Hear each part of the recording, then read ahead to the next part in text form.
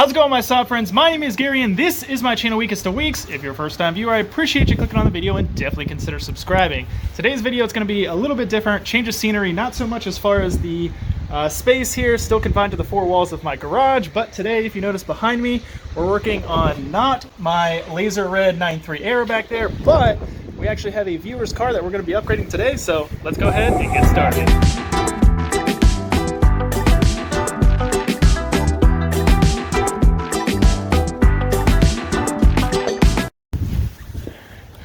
So here's what we're working on today. This is Ethan's 2007 9.3, Saab 9.3. I will say it's one of my favorite colors with the 9.3s. There's not a lot around in this area. We live in mid-Ohio. I feel like every single one of them that I see is silver or black. I don't know if there's any other common colors that you've seen around here, but definitely not the white. I've seen 3 or 4 midnight blues rolling between Columbus and Newark. So it has the standard seats. The passenger one is manual, the driver one is powered, and what we're upgrading today to is going to be the 1 year only 2007 60th anniversary seat set. We're talking the front seats, the rear seats, they're kind of scattered all about, the shoulder trim. And the thing is about these are both powered, and then of course, like I mentioned, the driver's seat is powered, but the passenger seat is not. So we're gonna have our work cut out with getting that hooked up, but hopefully that shouldn't be too big of a deal, and we have a game plan for that. But again, this is that parchment interior, and actually it's in really great shape for the age. How many miles are on this? 167 as of now. Man, this thing is clean, especially for being in a rust belt state. Typically you get the rust around the wheel wells, down here as well. The fenders at the bottom rust out. I mean, this thing is in great shape for the age, and again, I really like that white. So I think what we'll be doing is, Ethan, we're gonna put you to work here. We'll probably have you start working out on the front seats here. So I will say, if I find any change underneath your seats, I get to keep it. Oh, yeah. I'm kidding. All right, so let's go ahead and get started. All right, I already got Ethan hard at work. We got the T50 Torx screws behind the front seat here broken loose. So kind of the plan of attack here, start with this driver's seat that's powered, breaking it loose, and then because he's going to be taking this interior home with him after the fact, the factory interior here, we're going to be lowering the seat as far back as physically possible. So it's kind of that order of operations right now. We've got the seats, the bolts, we're loosening those up, we'll take it out. Then we still have power of the vehicle, so we're going to go ahead and lower the seat all the way back down as flat as possible. We'll go ahead and cut the power to the vehicle. We'll disconnect the seat belt, and then we'll move on to the rear seats, create that void, because there's going to be a gap once the rear seats are removed, and hopefully, and this is our theory, we'll be able to drag these out from the back. Otherwise, I usually kind of go through the front doors here. It's just a little bit easier, but because he's going to be taking this home in his Saab, we need these as flat as possible to fit in here. I guess this is probably a bad time to tell you that I have power tools. Do I have anything? Is that the connector you wanted to see? Yep, that's the connector. So we'll go ahead, unconnect that, and we'll just need to compare what we have for the other seat that is powered versus this, because more than likely we'll need to add at least one wire. But for now, we'll just leave that connected as is, and we'll go ahead and focus on this rear seat section, and then we'll worry about lowering them and pulling them out. Awesome. Ethan and I are getting pretty close now. Yeah. All right, so Grip it and rip it. Yep. There we go. All right. Making progress. Okay, so now just gotta kind of lift that up, get over the seatbelt clip things. Okay. Oh, look at this damn mouse, dude. Whoa. Dude. Oh, look underneath. Did they shoot? Yeah. Oh. So we can take it out this way. There's more space. Look at that. All right, there was a mouse in the house. Yeah. Okay. Well, that's why they make vacuums, right? Yep. I'll take a mouse chewing up cushioning versus wires any day. Oh, absolutely. And what's crazy too is there's wires right there. And it didn't get them. It didn't get them. But it was close. Look at those little, look at that. The little poops. Okay. All right. Well, we'll get the vacuum out. We'll clean some of that up. Good. See, that's what's nice about taking this interior out. We can really give it kind of a deep clean.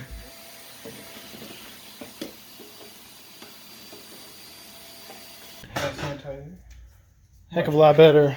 What's crazy is how they took the bottom of the seat cushion and kind of like minced it up. It looks like rice.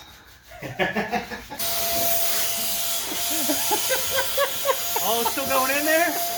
We got you right there. Whoa. I think we found where they were living. Oh no! It's heavy.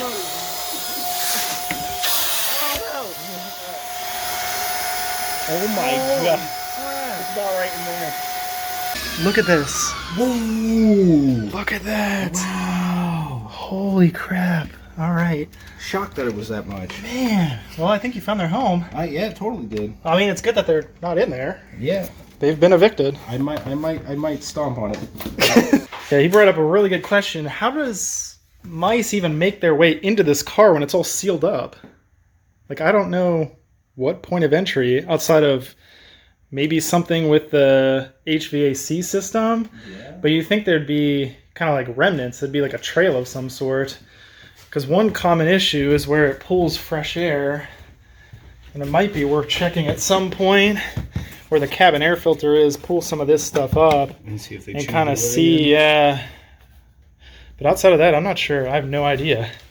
So I guess comment down below if you know how mice would be able to get into a 9.3 when it's fully sealed. Getting these rear seats out, it's a bit more difficult than the front seats in my opinion. It's mainly just finicky. So go ahead. Oh, you already lowered these down. That's good. So I'm thinking we'll start with the base sections here and then we'll worry about the shoulder pieces. And there's actually a spring in here and we just need to kind of shimmy this over, compress the spring, and we can pop this section out. Now it's a 60-40 split seat, just meaning there's 60% of the seat on this side, 40% over there. It's the two sections with the ski pass-through. But all that to say, this left side section is bigger than the other one, but the process to remove them is identical. Now, if you're not able to compress this, then what you can do is get a 13 millimeter ratcheting wrench in there, loosen the nut, lift this out, kind of shimmy it out, and then we actually have one 18 millimeter bolt that we'll have to undo here for this seatbelt clasp. More. Okay, now pull up. There we go. Beautiful. Now just gotta fold this over. There we go. And then almost, yeah, it'll come my way.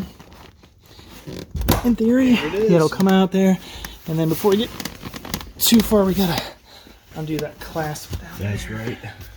And what's interesting too is I have a lot of deep well socket sets, but they jump from 17 to 19.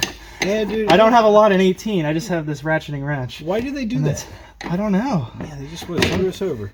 Yeah, right? They sold that one by itself. Yeah, right. And what's sad is I probably paid like $15 just for this one. But hey, in scenarios like this, it's worth it. Exactly. The right tool is priceless. Need to cue in that few moments later. SpongeBob. Have you ever seen that? Yeah. A few moments later. Yep. Beautiful. And then now. Oh wait, the seatbelt actually stays with it. Yeah, it stays with the seat. So, come on, I see ya. There it is. Oh. We're going in. So angling in right here? Yep. Oh wait, we're good. We're good. Look at that. Oh, whether I can get out, I don't know. Oh my god. Beautiful. Next up is probably my least favorite part, getting these, I don't know what you call it, like these shoulder trim pieces out.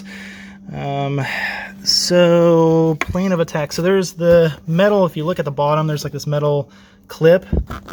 Try to lift up and out. So that loosens the bottom of this. Now we'll try to get at this clip right there. Bada bing. There it is. Slide that out. There it is. Here's that rear seat section completely removed. Here's what we're left with, a big gaping void here, but that should give us, knock on wood, enough space to remove these front seats out of that area. So we're going from that parchment cream interior to this 1 year only 2007 60th anniversary option where you get those great inserts. So very awesome option, very unique. comment down below which one you would prefer, if you would stick with the cream or if you would go a bit more unique with this 1 year only option. Money. Yeah, but you can see the tabs right here, and it's just like you got to get right at the correct angle. There we go. And then actually, I don't know if you knew this or not, but not all of the 9.3s had this option. Some of them had a cubby hole. Ooh. So there's literally an air vent that goes from the front to the back for the rear passengers. So now, if you look, this is kind of how it swings. So there's one on each side.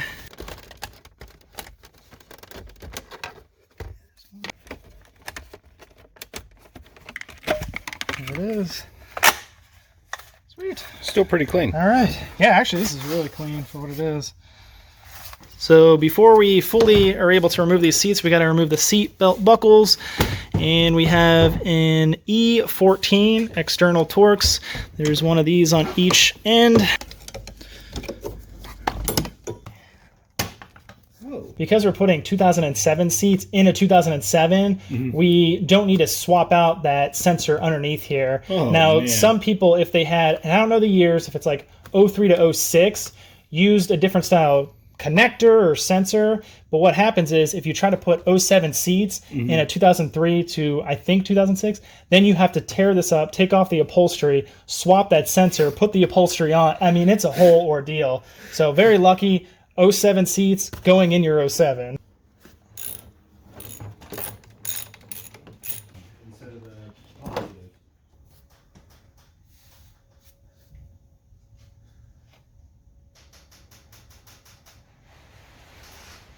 Wow. Wow. Look at that. Look, it's still going. It's lifting itself out. Okay.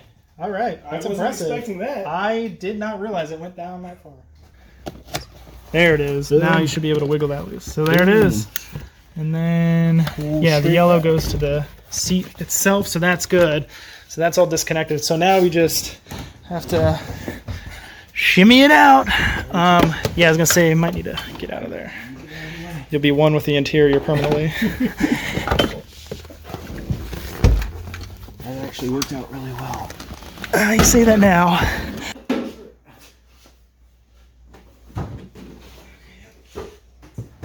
Don't blow your back out here.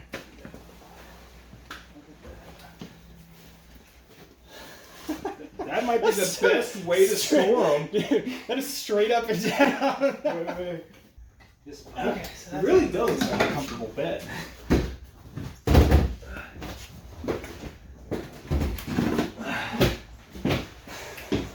I cannot get over how straight up and down those are. Looks a lot cleaner than I would have thought.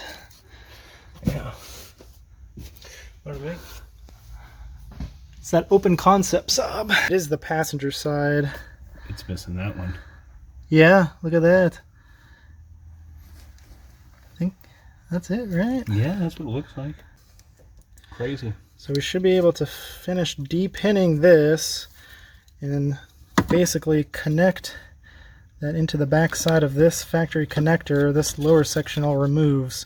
We'll slide that pin in there and then run it. So two options for this to get powered passenger seat if you did not have one existing. The driver's side is much more complex, but in this scenario, the driver's seat is powered, passenger seat is manual.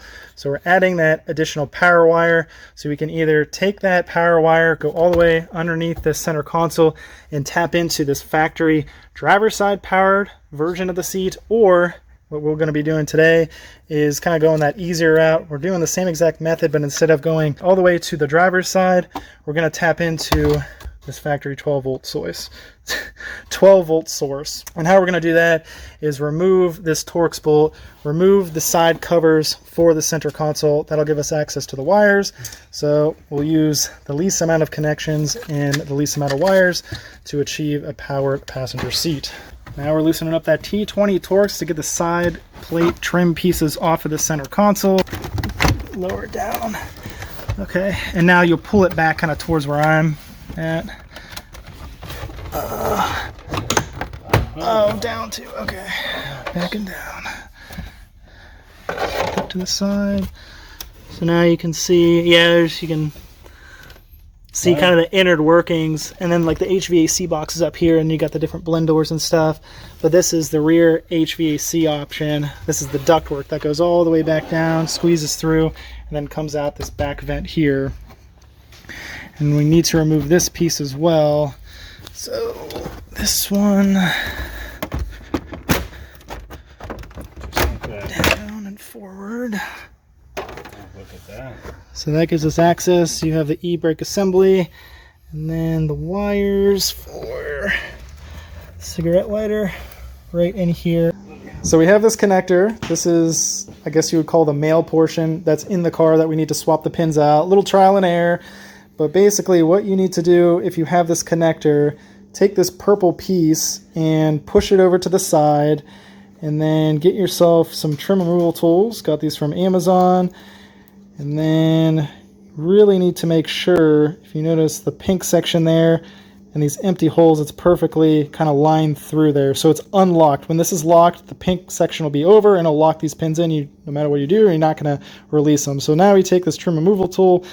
We have one stuck right there. We'll get one more in on this side. Whoops, as I bend it.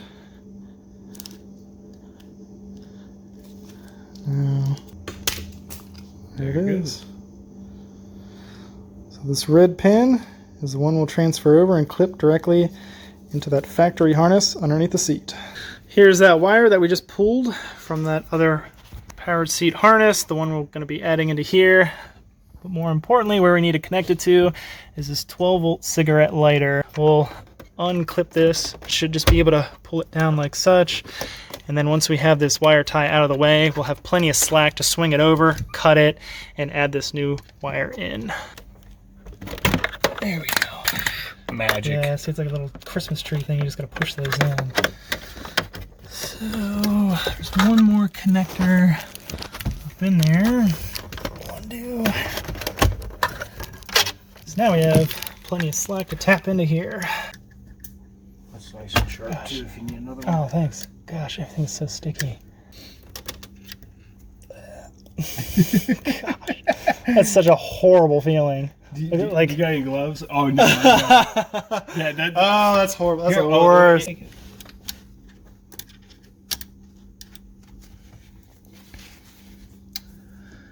Alright, so then I'm just kind of curious on the length. Thanks.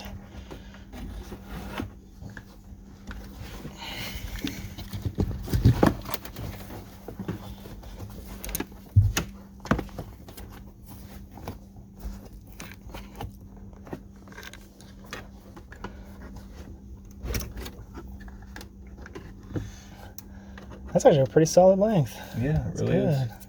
Alright, so Yeah, I gotta get some of those. Yeah, I gotta get some of those. Not going back now.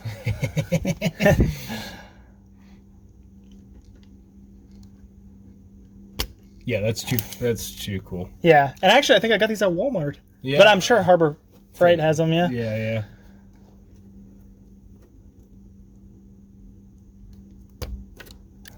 See, when they get like a certain Frayed. thickness, Yeah. it's like a little difficult to twist them.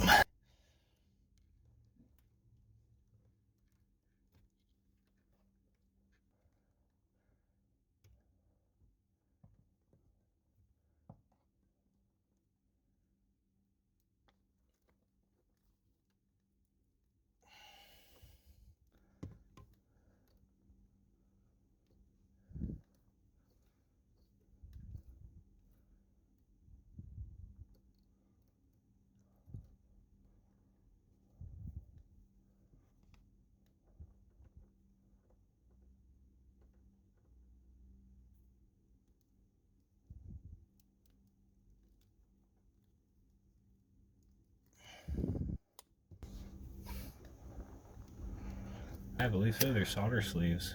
Oh, okay. Yeah, look at that. I think it's melting. Okay. Oh, you got your voltage out. What? Well.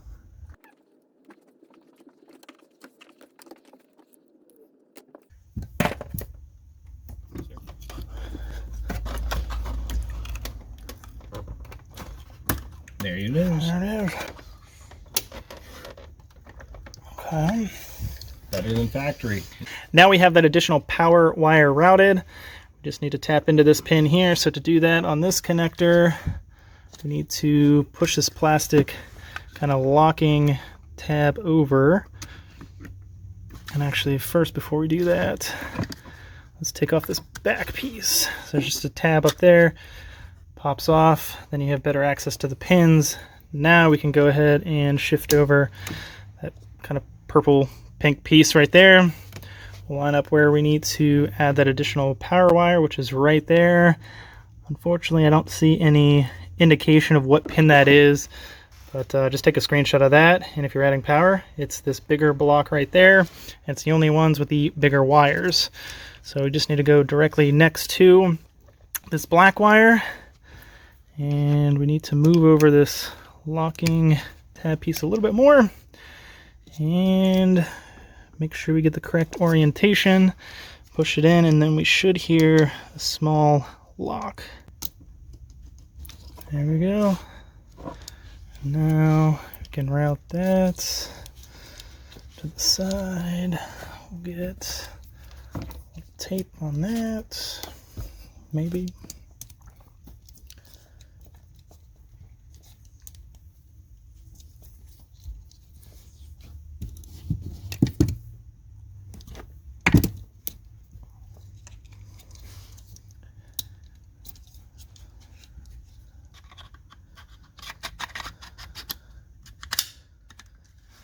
There we go, just like factory, but with power.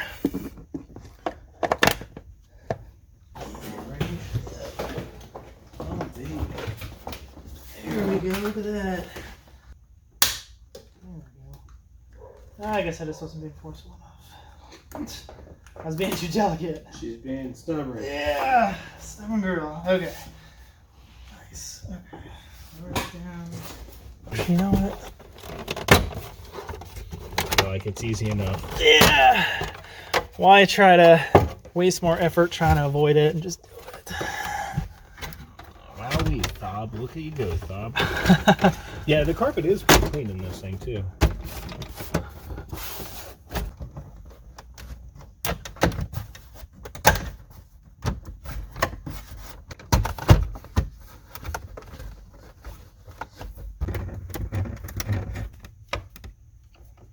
Just snug. Perfect. Oh, you're on the inside over here? Oh, thank you.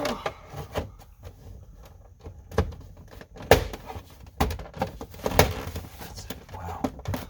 Yeah, once you see it taken apart, you're like, wow, that's actually not too difficult.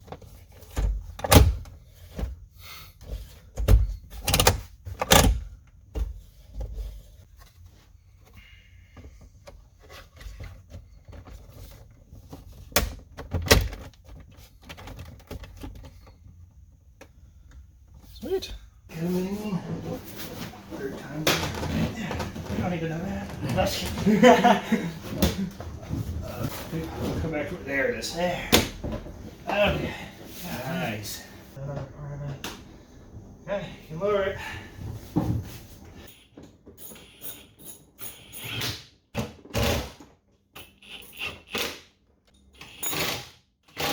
The worst part of it. That's what I'm telling you. It's god awful. Nice. And then this one is the Yeah, label so thing. yeah, do you want the light? Yes, please. Oh, see that? Yeah. She Alright, did. going blind. Going blind. There's not a lot of space for it to. Why not? Look at that. Yeah. Darcy blue. That's gonna be. I was gonna say that's the hardest part right there.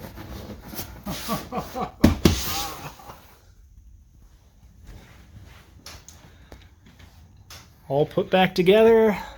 Front seats all now work. Rear seats, bit of a challenge getting in those like shoulder trim pieces. All looks nice and tied together. Floor mats in. We'll go to the other side here.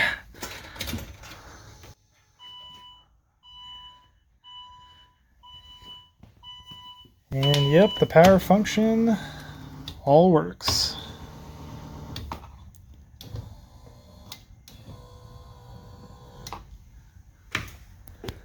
So it's official, the interior is fully swabbed. This, of course, is the entire rear section. It's going to be sold together with these front seats. If you're interested in purchasing these, go ahead and put a comment down below or shoot me an email at weakestofweeks@gmail.com. Now for the moment of truth is getting these seats into this car.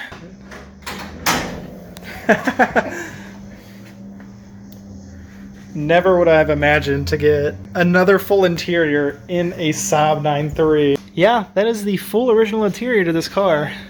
Back in it, ready to be stored. Very impressive.